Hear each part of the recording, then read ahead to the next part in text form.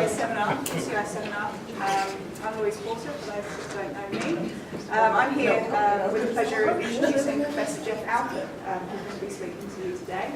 So Geoff is visiting us from the University of South Carolina in the US. He's already been with us for 3 weeks and is here for another 1 week. So if you don't already know Geoff, we haven't met Geoff, or haven't had time to spend with him this time yet on his visit. You have 1 week left to try and get in his busy calendar.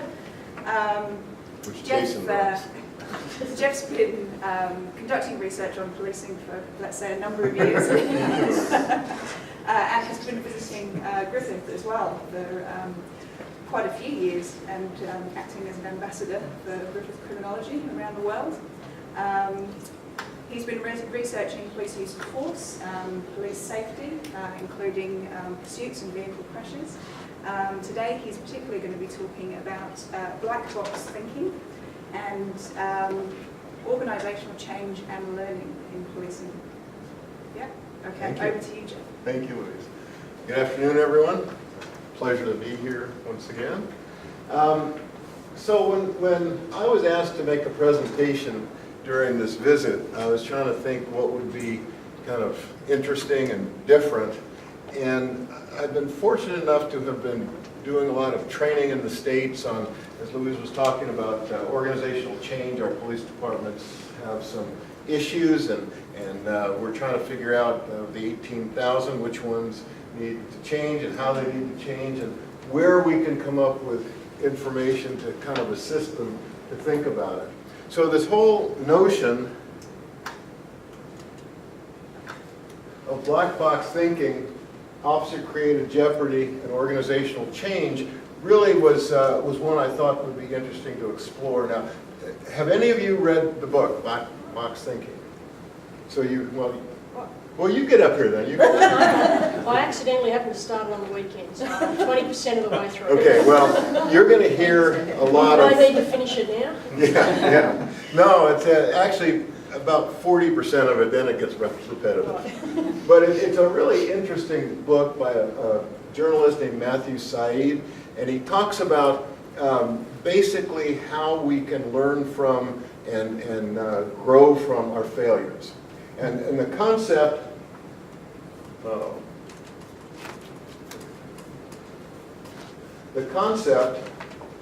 you can read that.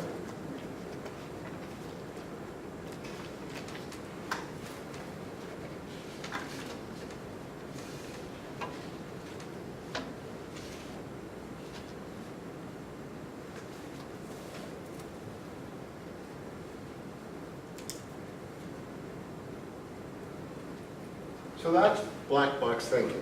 It's learning from mistakes. Now, it's really interesting how he got started on all this, and mainly, and I'll give a couple examples of medicine and aviation, but there are other things. Interestingly, we did an analysis of the security of the Olympics 20 years ago, and one of the big problems that we ran into was bathrooms, and bathrooms for women. So I happened to go to the Olympic Stadium in Sydney, and I noticed remarkably that there are tons of bathrooms. Now, how do you think that happened? Why do you think, it's a rhetorical question, but why do you think they now have resolved this issue?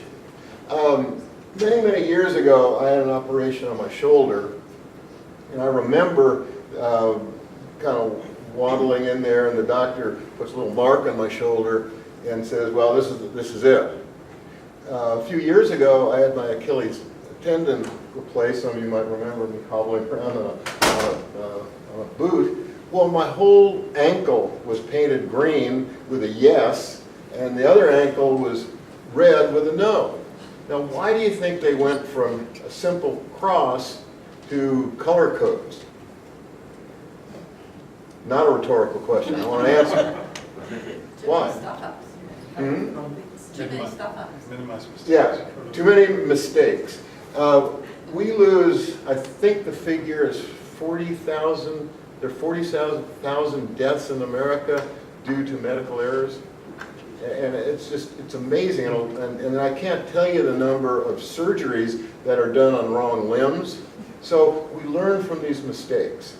The example you read in the first 20 pages or so of the operation, typical, it was a very straightforward, I think she had a throat surgery or something, and during the operation, the doctor, there's something went wrong, and the doctor ended up with this incredible myopia, looking to fix the bleeding or whatever it was that was going on improperly during the surgery, and the nurse realized, former nurse, the nurse realized some of the problems with the woman that she was suffering, but didn't say anything. Well, make a long story even longer, the woman died, and when they figured out through the medical procedures what happened, is she was afraid to talk because she was a nurse and he was a doctor. She was a female, he was a male. And she didn't want to have that conversation. And again, this is a failure that she could have dealt with and probably saved this woman's life had the organization been such that that was acceptable behavior. It wasn't. So we go back to, and I've put up these topics of concern, and I mentioned the DOJ reports of consent decrees. These are the issues that our Department of Justice has pretty much isolated in American police that really need reform. These are the areas that almost every consent decree deals with, which is a consent decree, by the way, is the agreement where the federal government has captured the police department and basically said, you're not doing things right, we're going to take over and we're going to make you do these reforms. Well, these are the areas that they've identified in almost every one of the consent decrees. So in these areas, and you can pick one, Pete, I think we got emergency driving, that's close enough to pursuits for well you. done. Thank you. So whichever one you want to look at, why did we get to where we're at? How did we fail for so many years in these topics where the federal government has to come in and make this department change? What was the legacy, if you will? Now, I don't know, you guys here in Queensland, are these the same issues you might deal with? Are these the same problems that keep coming back, that we need evidence to figure out? And when I use the word evidence, it's not just trials, it's not just research. Evidence is a much broader picture of information from a lot of different sources. So if we look at evidence from a lot of different sources, maybe we can solve some of these concerns and how you deal with any one of these. I guess the most recent one we see at body-worn cameras, and I know you're just rolling them out and looking at some of the evaluation. This has been going on for a long time, and we've looked at the mistakes. And the worst mistake, did you all see the video from Baltimore? Where this is kind of an interesting story, where you see in the video no sound. Gosh, I forgot this is being recorded. I got to be careful. You see no sound, but there is an officer allegedly planting something in the back of an area, and then he walks out to the street where the police car and other officers are standing, and all of a sudden you hear them talking, they walk back, and he says, oh, look what I found. Well, one theory is, anyone like to guess the theory of what happened?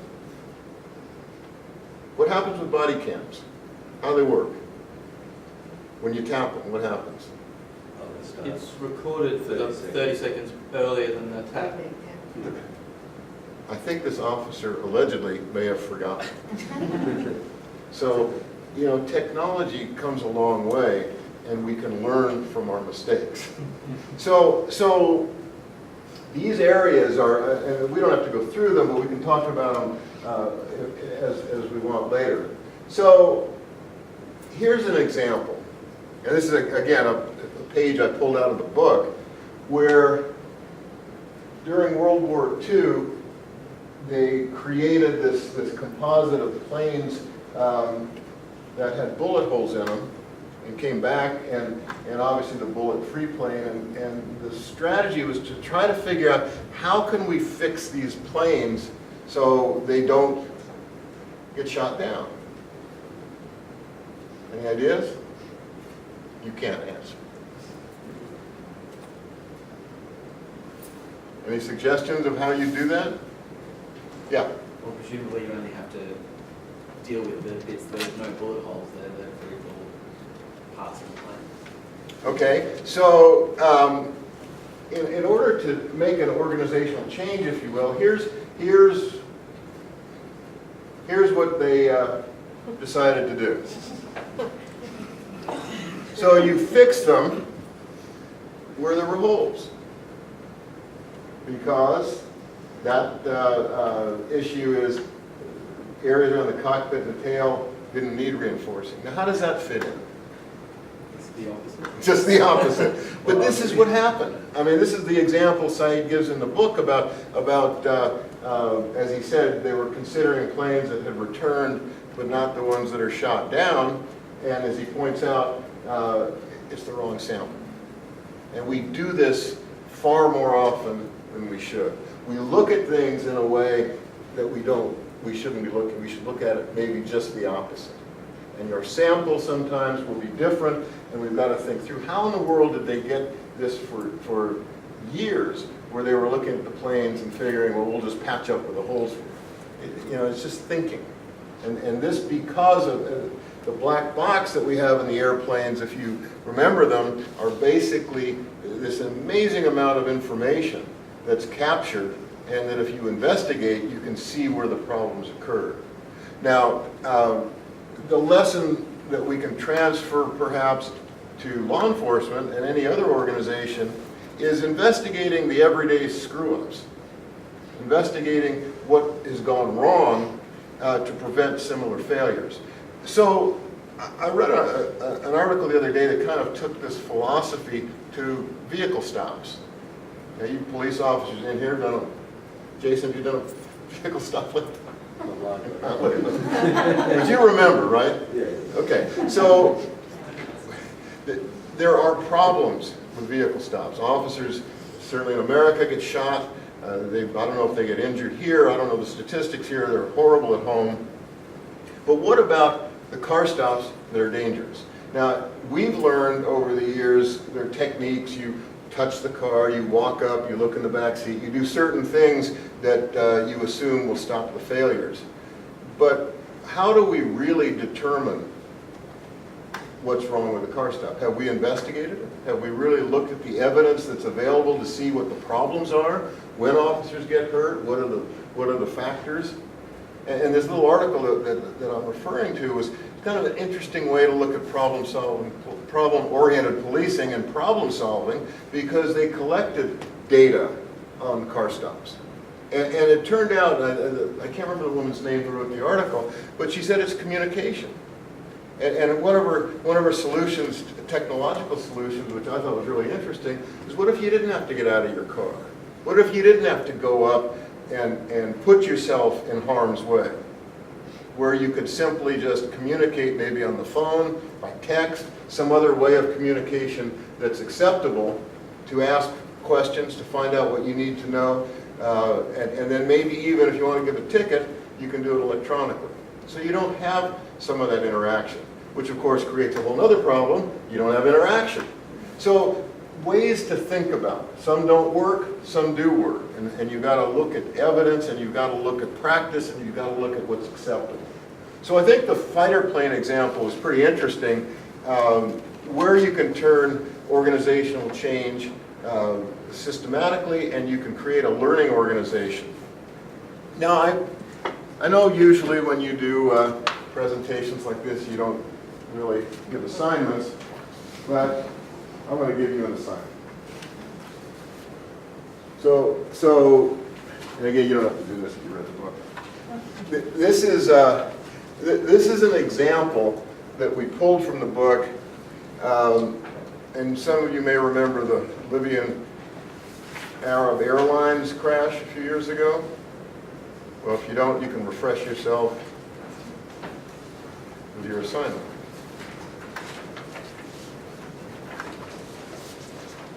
I will be giving a test.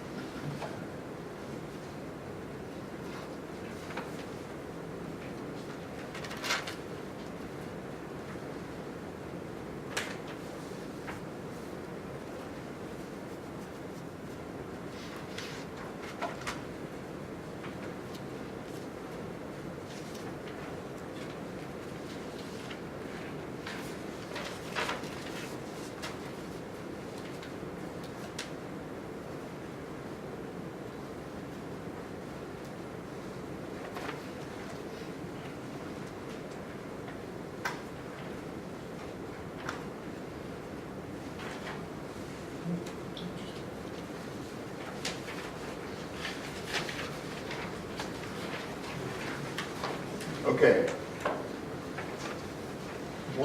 Fortunately, the black box survived, and this is kind of where Saeed gets his momentum.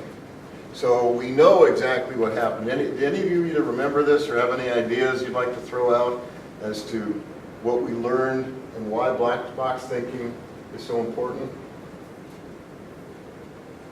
Okay, I guess I'm the one giving the talk, so I'll explain it for you. So with the black box, we heard recordings, and it was really interesting. Of the three people in the cockpit, two were speaking French, but the co-pilot didn't speak French and didn't understand and wasn't able to communicate with the pilot and the engineer. Now, what's the international language in flight?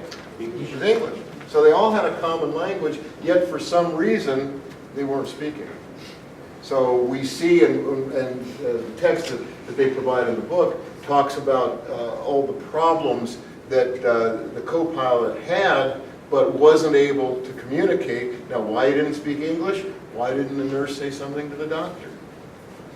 You know, we don't have these courageous conversations very often. And that's another area that we can come back to law enforcement. So we don't communicate well, and in this case, maybe it was something that created the problem. There was a huge sandstorm which threw off some of the instruments, and they didn't know where they were, yet the engineer was apparently chatting it up with the pilot in French and didn't notice because they were focused on all these other things going on, such as these MiGs, and they didn't realize that they were friendly and not threatening. It goes on, and the list continues. For example, have you noticed now when you fly, they tell you when you land to put up all your shades? Well, maybe this is the reason. Maybe this is the reason, because when they looked in the airplane, shades were all down. So now, maybe from this crash, we learn that it's an important thing to do, keep them up. When perception starts narrowing, and you hear this in the text of the black box, you can read, everyone's starting to narrow. Well, you know, we call it, I guess in the policing world, you have myopic vision, you have auditory lockout, you have all these things under stress that are happening now to these pilots who are misperceiving all the cues. So you can go on this, and even when they take off, when they start to land, they all of a sudden realize, well, we're in the wrong place. This is a military base. It's not a civilian airport, so we'll just fly over to the civilian thing, not thinking there's a problem. Once again, communication. So you go through this laundry list, and I can actually give you the specific laundry list later. I don't want to go spend the time now, but all the problems they experienced, all the answers are there. They didn't see them.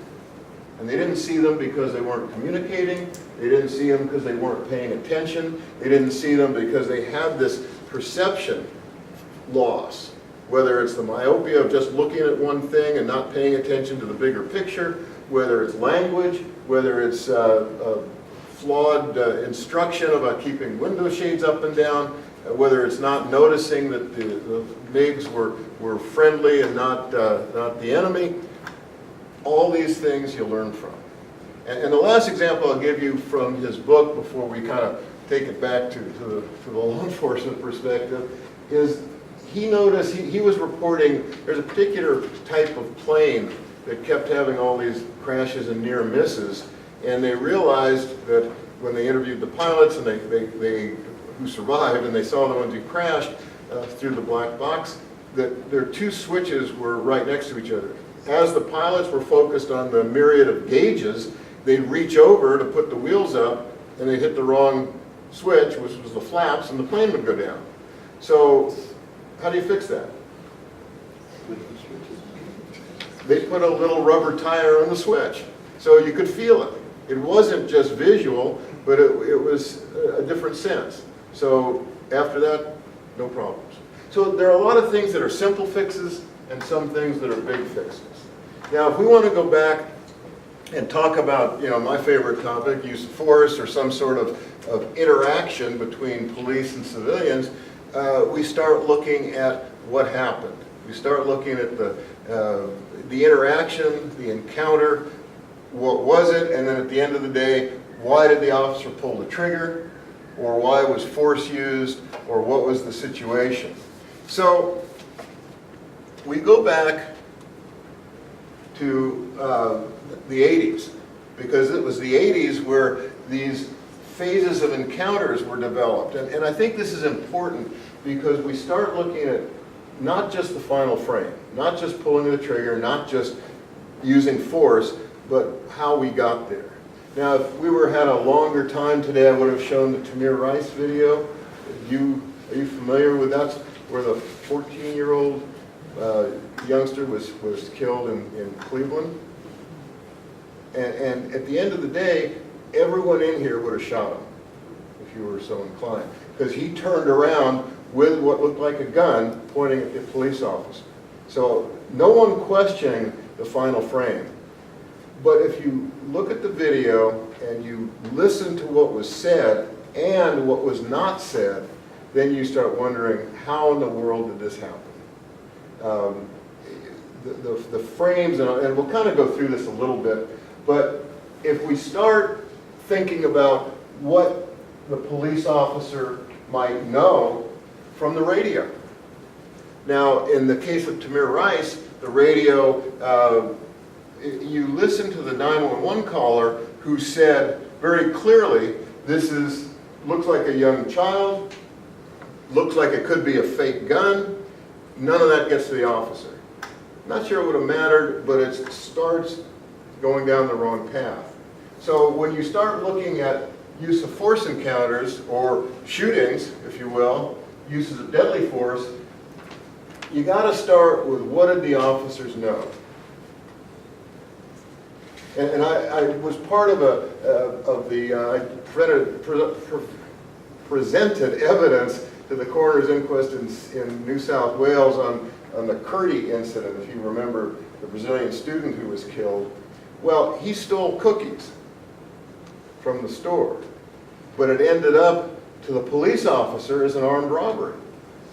Now, if you listen to all the flow of information, dispatch just got it wrong, because there was a person outside who said something and dispatch misinterpreted. So the bottom line was, when the cops got the information, it was an armed robbery, not a cookie theft. Huge difference to respond to an individual. So we've got to understand what we call the anticipation phase. What do you know about the situation? What do you know about the person? What do you know about the environment? And then how does that fit into your response? So the entry phase, which would be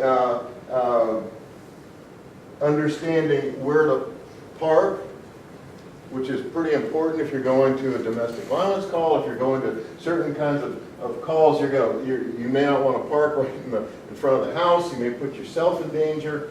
How do you approach citizens or witnesses and collect intelligence? And I will tell you, one of the most tragic incidents, we reviewed body cam video in New Orleans. It ended up being a murder of a police officer, because as this event progressed, police made 28 errors. And we could see this with the collective body cams.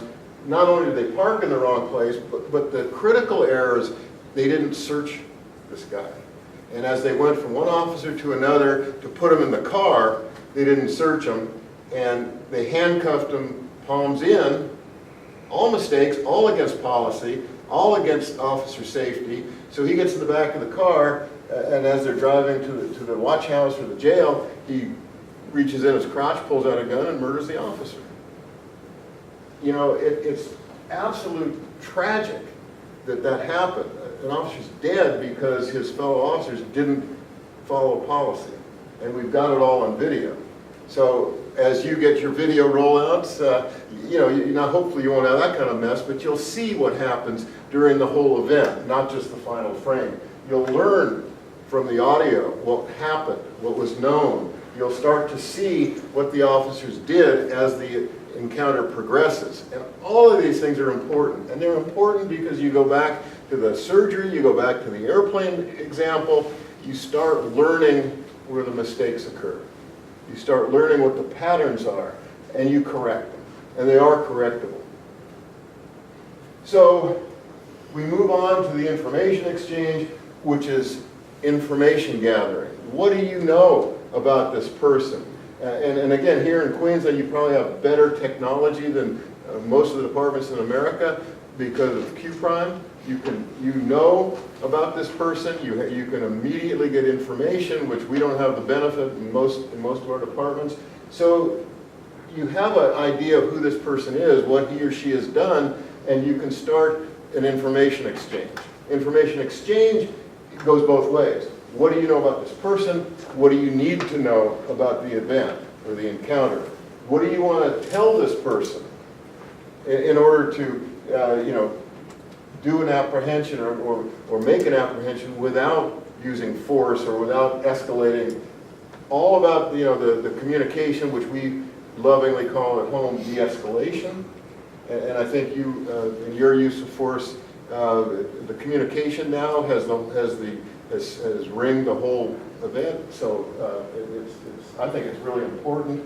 And then, of course, we talk about the final frame, which is kind of what did the suspect do to create the level of response that the officer had. So it starts with suspect actions and then goes, and can be in a sequential order if you want, but the bottom line is, what did the suspect do and a very important point here is officer's perception. Not what he may have done, but how the officer perceived, objectively reasonable, as we call it in the States, what the threat was or what the level of danger was. And with body cams, it enters into a whole new world, because what the officer perceived may be a little bit different from what the camera saw for a variety of reasons, including memory. So we are able then to look at these frames and create a response to certain situations based on what we know. And part of the title of this was called Officer Created Jeopardy, because we want to make sure police officers do not put themselves in jeopardy, do not put themselves in a situation where the only way they can get out of it is use of force or use of deadly force. And for example, Jason, when you used to stop cars, anyone ever pull away from you? Sometimes. Did you ever try to reach in the car and grab the keys? Probably. Well, you wouldn't want to do that, would you? No. Why wouldn't you want to do it? Pete? Liable to get dragged off while he's trying And if you're dragged off, what are you going to do if you want to live? to take more violent action against that person. And at the final frame, it might be justified. If you're being dragged down the street at 30, 40 an hour, 50 miles an hour, whatever it is, you probably shoot them. But the point is, it never should have gotten here. So tactics and all sorts of information that you learn at the different phases will eliminate that kind of behavior. And we actually have policies and training now. You don't reach in the car.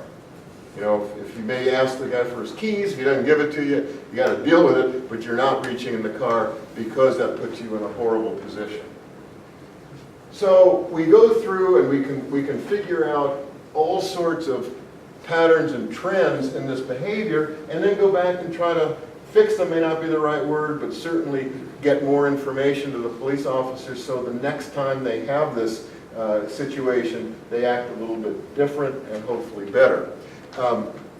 We were giving this presentation, I think it was in Chicago, and we were talking about learning and making mistakes, and one of the police officers stood up and basically said, when we talk about this in training, it's not just what's going to happen the next time, but it's like a continuum. So we learn from our mistakes, we learn from other officers' mistakes, and we do the training so it doesn't happen.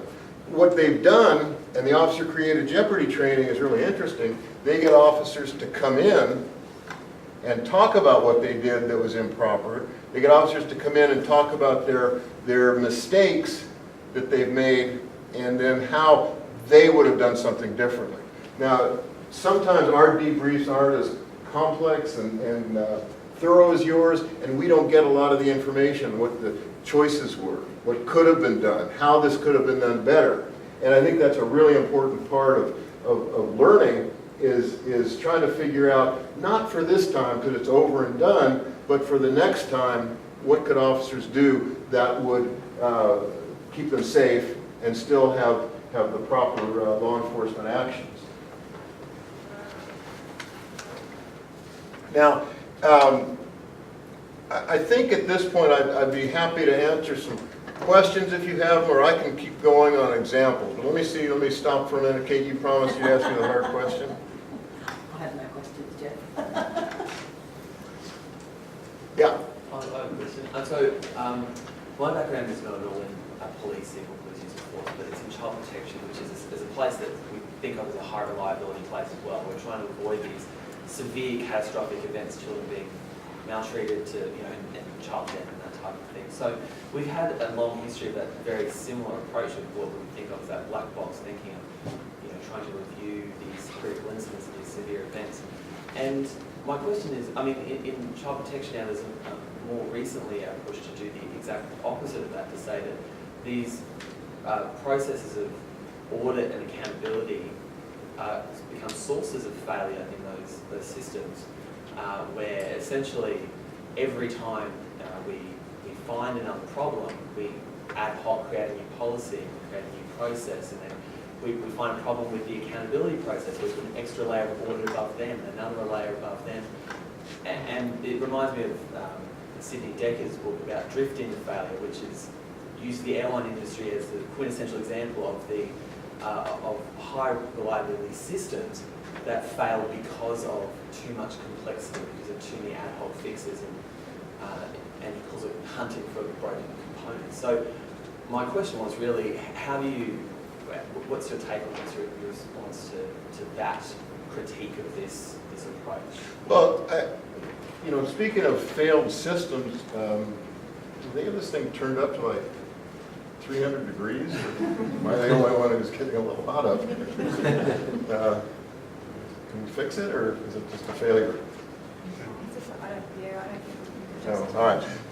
Anyway, so to add, look, I think when you start just putting layers and layers of fixes, no, it causes more problems. It's an immediate fix, it's a Band-Aid approach that doesn't really face the underlying problems. So many times, you've got to go back to kind of re-engineering the response. And yeah, it has to be a systems approach. It can't just be, the phases, it can't just be the final frame, it's got to be the process. So absolutely, but you look, the final frame's easy. The Band-Aid approach is easy, and that's what you might, we see that a lot. We'll take a policy, and my favorite, Pete and I have talked about this before, my favorite is in pursuits where a department doesn't want to go to the problem of really doing the research, so they just grab a policy from another agency. So they've got 100 officers and no aircraft or anything, but the policy they grab says deals with aviation. The helicopter will do this. Unbelievably, you see that, and it's just a simple, inappropriate response to a complex problem. But you've got to go through and go through, and the phases is one way to look at it, but it's a systems approach.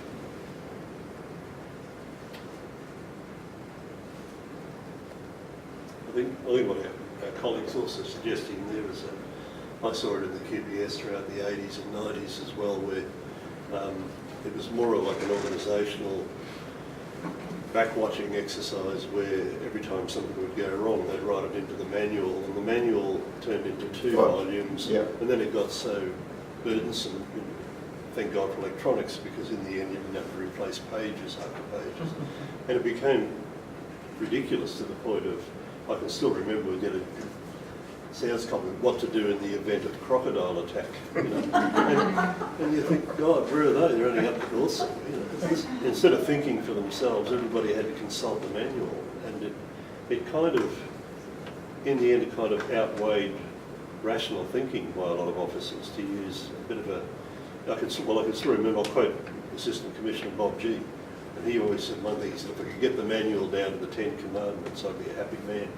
And those 10 Commandments would include use common sense and think before you act and those sorts of things. So I think that's probably the point we're making here. Well, look, we go through in the States and we look at legislation. I grew up in the state of Oregon. If any of you know much about it, it's the wild, wild west, and we still have laws about tying up your horse, in the street, because they haven't removed those laws. But I think it's more than just going through and getting rid of the stupid laws or the outdated laws, but it's thinking about these complex issues we have in 2017 and trying to come up with a solution that's not in the 80s, but it deals with what we know about technology, what we know about the evidence on these issues, and yeah, it's a lot more work, but if you don't do it, it isn't going to happen. And it's just like the old analogy of the battleship, if you don't, it's going to take years or months or whatever to turn the thing around, but you got to get started. So I think when you identify that in any field, you've really got to dig through and figure out what's the best systematic approach. In managing change to become an organisation that likes to look inside a black box and understand how we reached our final frame, we actually need to be in a position where our members can talk open and honestly about what happened, what they were thinking, why they thought, why they did. And yet the converse of their duties is they're stuck in a litigative society whereby they'll have to stand in court and articulate, explain, and probably soothe and discipline for a mistake. You know, you sound like an American. So how have or are there examples of jurisdictions who've successfully managed that balance? Well, I mentioned before a term called the courageous conversation, and we're seeing that now, where not just, you know, the supervisor tells his subordinate what to do, but and the example I can give you best, and I hope I've been told that it's not a problem here, but a police officer, a constable gets in the car with a higher ranking officer who's not wearing a seatbelt. Now, is your constable going to turn and say, excuse me, Mr. Inspector, you should be wearing a seatbelt? I mean, he should, or she should, but it wouldn't happen? I mean, that's part of the learning organization, that kind of courageous conversation, or I'm not driving with you if you don't put on your seatbelt. Now, you maybe, and again, I hear that's not too big a problem here, but so I'll pick on my departments in America, where more officers die in car-related issues than with firearms in America. And it's been that way, except for 1 year for maybe 20 years. And they die, many die in single-car collisions because they're speeding, they're not wearing seatbelts, and they're distracted. So we know what the problems are, and in many departments, interesting that you Aussies, a lot of you go to Las Vegas quite a bit, that they lost 3 officers in 7 months, single-car collisions, and now it's been years because they adopted the courageous conversation, and we're not driving without seatbelts, and none of this excuse, well, I got to take my seatbelt off because the Phantom Ninja's going to come get me. Because the chance of a Phantom Ninja is about 200 times less than having a collision. So we have the evidence, we have the information, but you're right. How do you get to change that? I hate police culture. I hate using that term, but courageous conversation will work in that anticipation entry, information exchange. But once that thing's unrolled, it may not have to be an operational scenario. It may be an investigation review, where we've taken 2 or 3 years to work through an investigation and we haven't got to an outcome that's satisfactory, and we've now got to sit back and have a look at what could we have done differently. This new crime type's the first time we've ever seen it. If we have to do it again, how would we do this differently as an organisation and come up with a better outcome for our community? But that actually means we have to sit there and admit we may have made investigative mistakes, or we may not have used powers we could have used, or in fact we used them incorrectly, and that was the failing. And that's that.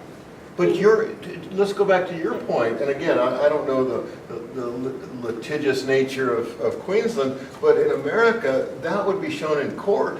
The civil attorneys would bring that out, and they basically, they do it for you. And you don't want that to happen. You want to do it yourself. So yeah, you've got to get someone who's willing to take the risks, willing to take the chances to look into it to see what issues there were and what mistakes were made, so it doesn't occur again. And you're absolutely right. It has to, back to your point, it has to be a systemic look. It has to be what happened, whether it's operational or investigative. You got to see where, if mistakes were made, where were they made, and how can they be corrected. And that turns into a learning organization, but it starts with people speaking out. It starts with someone saying this is a problem. And it's just like the issue, you don't read, it makes sense. You stop a car, you think, he may take off from me, I'm going to reach in and grab the keys. But it doesn't make sense. So what seems logical at the time, once you investigate it, you realize it creates more problems than it's worth. So it does have to start somewhere. Yep. I'd just add to that as well. I think policing tends to go well more often than it goes wrong, and I think it's also not a culture of identifying why success has occurred as well, and keeping organisations aware of what they're doing well. Well, that's a good point, and I probably should have brought that out, because you learn from your successes probably more than you learn from your failures, but it's your failures that in the litigious world we have that come back, and that's when you have the injuries, and that's when you have the damages. But I'm glad you brought that up, because it's really the process you look at, not the outcome. And you've got to look at successes in process to see what went right, just as you look at successes and failures to see what went wrong. And you're absolutely right, there has to be a balance. Come on, Janet, you haven't said a word.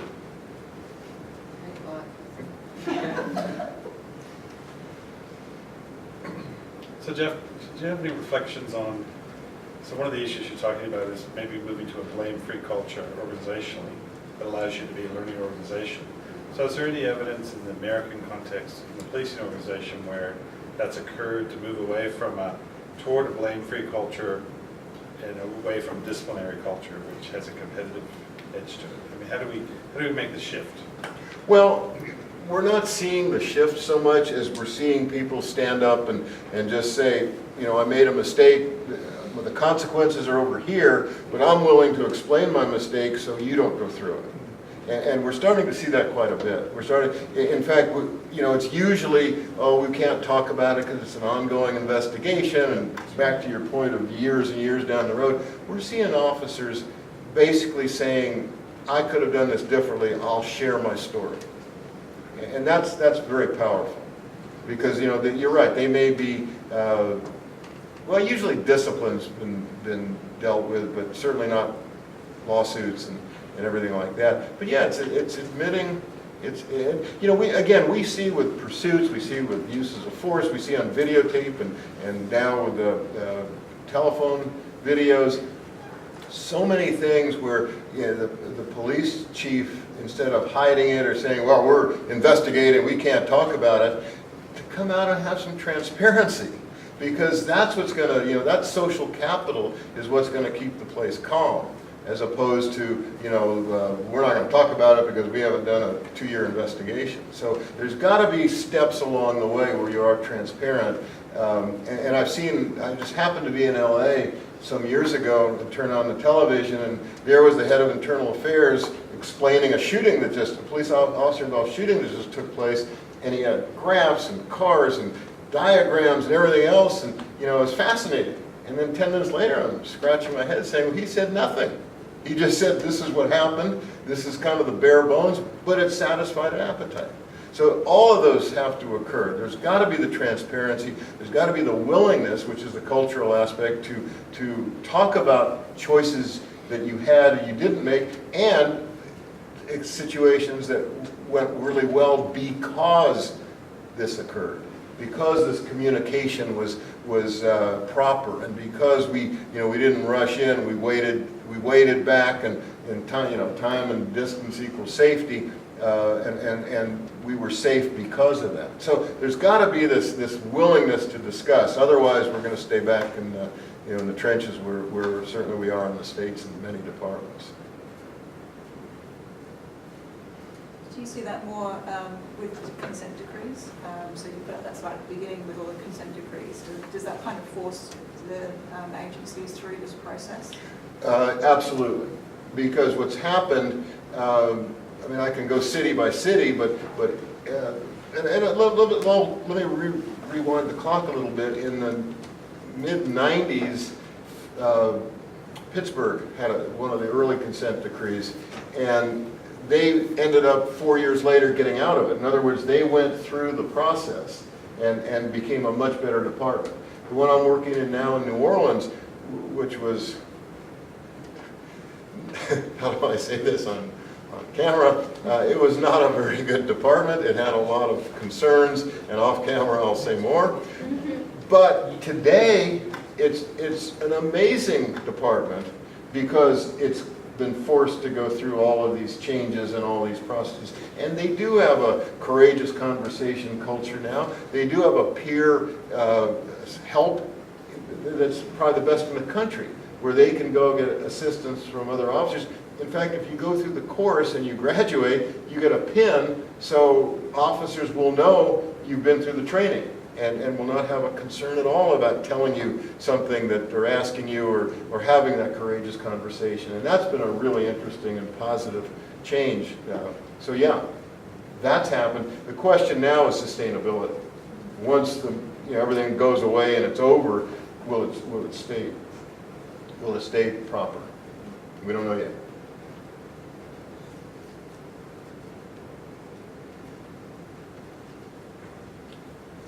Well, that's it. All good? Okay, well, join me in thanking Jeff.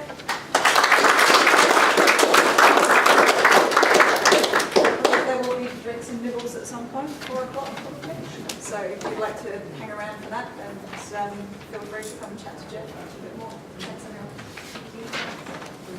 If anyone does want the answers to the Libyan airline, I'll leave them over here. Yeah.